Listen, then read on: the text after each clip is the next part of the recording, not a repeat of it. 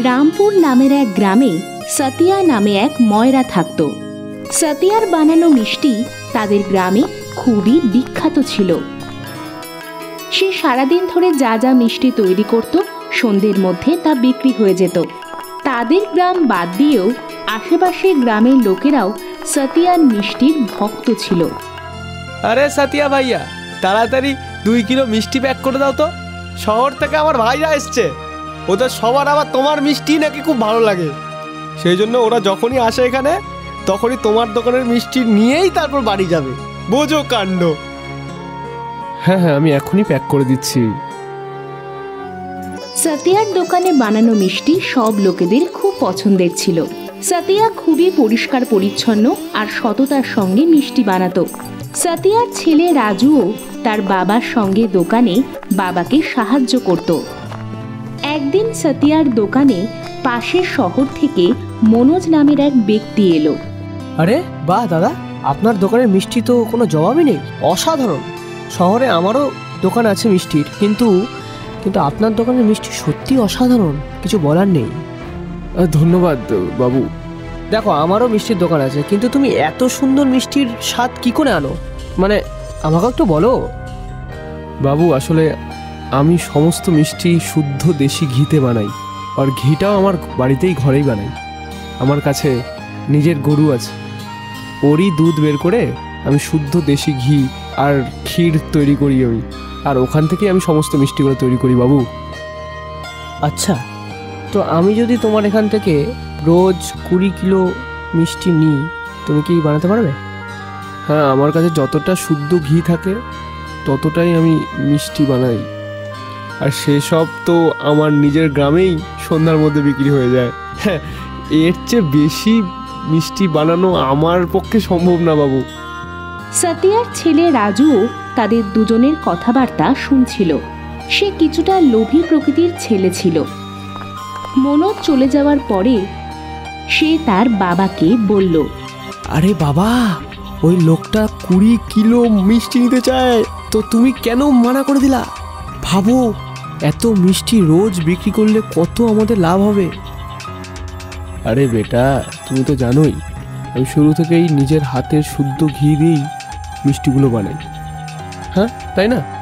এবার যতটা আমার শুদ্ধ ঘি হবেই আমি ততটাই তো মিষ্টি বানাবো না? কিন্তু বাবা, আমরা বাজার থেকেও তো দেশি ঘি এবং ক্ষীর আনতে পারি, তাহলে আরও বেশি করে মিষ্টি বানাতে পারবো এবং বেশি মুনাফা হবে আমাদের। সতিয়া একজন সহজ সরল মানুষ ছিলেন। সে কখনোই অশুদ্ধি মিশিয়ে বেশি কামানোর চিন্তা করত না। বেটা, আমাদের মিষ্টির এত সুনাম কারণ আমরা বাড়িতে শুদ্ধ ঘিতে তৈরি করি। এখন বাজারের ঘিতে তো আমি ভরসা করতে পারবো না না বেটা, জানি না কোনটায় কতটা কি মেশায়। কিন্তু বাবা, তুমি যতটা ঘি বানানোর জন্য সময় নষ্ট করো, ততটা সময় যদি আরও মিষ্টি তৈরি করো তাহলে আমাদের অনেক বেশি লাভ হবে। আর আজকাল তো সমস্ত মিষ্টির দোকানদাররা এটাই করে। কাল থেকে আমি বাজার থেকে দেশি ঘি নিয়ে আসবো, আর আমরা ওটা দিয়েই মিষ্টি বানাবো, কেউ কিছু জানতেই পারবে না। রাজু নানান ধরনের কথাবার্তা বলে সতিয়াকে নিজের ভাবনা চিন্তায় ফাঁসিয়ে নিল। পরের দিনই রাজু বাজার থেকে ঘি কিনে নিয়ে আসে। বাবা, আজকে আমি দেশি ঘি কিনে নিয়ে এসেছি, আজকে 2 গুণ মিষ্টি বানানোর জন্য তৈরি হয়ে নাও। আর মনোজকেও 20 কিলো মিষ্টি দেওয়ার যে কথাটা পাকা করে নিই। রাজু ঠিক যেমনভাবে বলছিল, সতিয়া তার কথা শুনে ঠিক তেমনভাবেই কাজ করছিল। সে বাজার থেকে কিনে আনা দেশি ঘিকে নিজের হাতে করা ঘিয়ের সঙ্গে মিশিয়ে আরও দ্বিগুণ মাত্রায় মিষ্টি বানাতে থাকে। মনোজ মিষ্টি নেওয়ার জন্য সতিয়ার দোকানে এলো। দাদা, আমাদের অর্ডারটা কি তৈরি হয়ে গেছে? আমি গাড়ি নিয়ে এসেছি, ওর মধ্যে তাহলে তৈরি মিষ্টিগুলো রেখে দিই। রাজু তাড়াতাড়ি মিষ্টির বাক্সগুলো মনোজের গাড়িতে রাখিয়ে দিল। আরে মনোজ দাদা, আপনার যদি 20 কিলো করে মিষ্টি লাগে তাহলে আমরা বানিয়ে দিব। আরে বাহ, এটা তো আনন্দ সংবাদ। তাহলে ঠিক আছে, রোজ সকালে এসে আমি মিষ্টি অর্ডার নিয়ে যাব। এইভাবে সতিয়া আর রাজু বেশি মিষ্টি বানাতে থাকে আর তাদের বেশি লাভ হতে থাকে। দেখো বাবা, আমাদের মিষ্টি কত নাম হচ্ছে দেখো। মনোজ রোজ আমাদের থেকে 20 কিলো মিষ্টি নিয়ে যায়, আর আমাদের লাভও তো দ্বিগুণ হয়ে গেছে। আর তুমি খালি খালি শুধু চিন্তা করছিলে। দেখো, স্বাদে এখনও কোনো পার্থক্য নেই। সব মানুষজনদেরকে আজও আমাদের মিষ্টি একই রকম পছন্দ করছে। হ্যাঁ, তুই ঠিকই বলছিস বেটা। আমি বেকারই এত কষ্ট করতাম। ঘি বানানো, মিষ্টি বানানোতে আমার কত পরিশ্রম হতো। এখন বাজার থেকে ঘি নিয়ে আসছি, খুব সোজাভাবেই মিষ্টি বানাচ্ছি, আর লাভটা অনেক বেশি হচ্ছে। সাতিয়ার কাজ খুব ভালোভাবে চলছিল। গ্রামেও তার মিষ্টি খুবই বিক্রি হচ্ছিল, আর শহর থেকেও তার অর্ডার আসতো। আর দেখতে দেখতেই সাতিয়া বড় লোক হয়ে গেল, আর সে কিছু আরও লোকজনকে কাজেও রেখে নিয়েছিল। তার তৈরি করা মিষ্টির চাহিদা দিন দিন আরও বাড়তে থাকে। মিষ্টির এই বাড়তে থাকা চাহিদা দেখে রাজু সাতিয়াকে বলে, বাবা, আমাদের দোকানের মিষ্টির চাহিদা দিন দিন বেড়েই যাচ্ছে। আমি ভাবছি শহরে মিষ্টি সাপ্লাই করার জন্য বাজার থেকে অনেক বেশি করে ক্ষীর কিনতে হবে। হ্যাঁ, ঠিক আছে বেটা, বাজার থেকে ক্ষীর নিয়ে আসো বানানো, আর যতটা চাহিদা আছে ততটা পরিমাণ বানিয়ে নাও। কিছুদিন পরে তার দোকানের পাশেই রাঘব নামের এক ময়রাও মিষ্টির দোকান খুলে বসে। রাঘব তার দোকানে আসতে থাকা গ্রাহকদের শুরুতে অনেক ডিসকাউন্ট দিতে থাকে।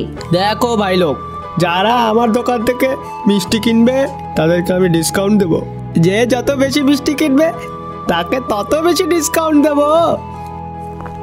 এইভাবে রাঘব পুরো গ্রামের মধ্যে মিষ্টির চর্চা করতে থাকলো, আর তার দোকান খুব চলতে থাকলো। রাঘব একজন চালাক লোক ছিল। সে ভেবেছিল, যদি আমি সাতিয়ার দোকান বন্ধ করে দিই তাহলে আমার অনেক বেশি লাভ হবে। রাঘব একজন লোককে তার কাছে ডাকলো এবং তাকে বলল, এই শোনো ভাই, শোনো, তোমাকে একটা গলস্তর মেশানো ঘি দেবো, ঠিক আছে? তুমি ওটা কম পয়সায় সাতিয়াকে বিক্রি করে আসবা, বুঝলা? আর এই কাজের জন্য তোমাকে আলাদা আমি পয়সা দেবো, কি বুঝলা? ওই লোকটি তার কথা মতো অশুদ্ধ ঘি নিয়ে সাতিয়ার দোকানে যায়, আর তাকে কথার জালে ফাঁসিয়ে সেই অশুদ্ধ ঘি রাজুকে বেচে আসে। ওই নকল ঘি দিয়ে বানানো মিষ্টি খেয়ে অনেক গ্রামবাসীরাই অসুস্থ হয়ে পড়ে, আর সাতিয়ার দোকান বন্ধ হয়ে যায়। হ্যাঁ, রাঘবের সাথে কম্পিটিশন করবা? হ্যাঁ, এবার আসছে মাথায় বুদ্ধি। রাজুর সাথে একদিন সেই ব্যক্তিটির দেখা হয় যে তাকে অশুদ্ধ ঘি বিক্রি করেছিল। এই, তুমি ওই লোকটাই না যে আমাকে নকল ঘি বেচেছিল? তোমার ওই ঘি দিয়ে বানানো মিষ্টি খেয়ে আমার দোকান বন্ধ হয়ে গেছিল। সত্যি কথা বলো, তুমি ওই মেশানো ঘি কোথা থেকে এনেছিলা? সত্যি কথা বলো, নাহলে আমি পুলিশের কাছে কিন্তু নিয়ে যাবো।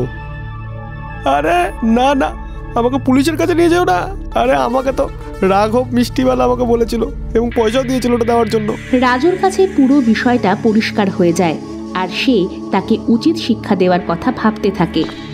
একদিন রাজু বেশ পরিবর্তন করে রাঘবের দোকানে যায় আর তাকে বলে, আরে দাদা, আপনার মনে হচ্ছে দোকান খুব ভালো চলছে, সারা দিন দোকানে ভিড় থাকে।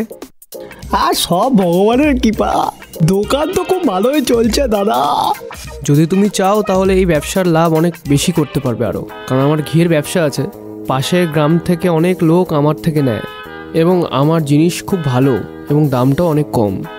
যদি তুমি বলো তাহলে তোমার দোকানেও আমি ঘি পৌঁছে দিতে পারি। রাঘব কিছুক্ষণ ধরে ভাবে, আর লোভে পড়ে রাজু সমস্ত কথা মেনে নেয়। রাজু রাঘবের দোকানে গিয়ে পৌঁছয়। এই নাও ভাই, তোমার অর্ডার চলে এসছে। আরে ভাই, তুমি তো আমার খুব তাড়াতাড়ি জিনিসগুলো নিয়ে আসলে।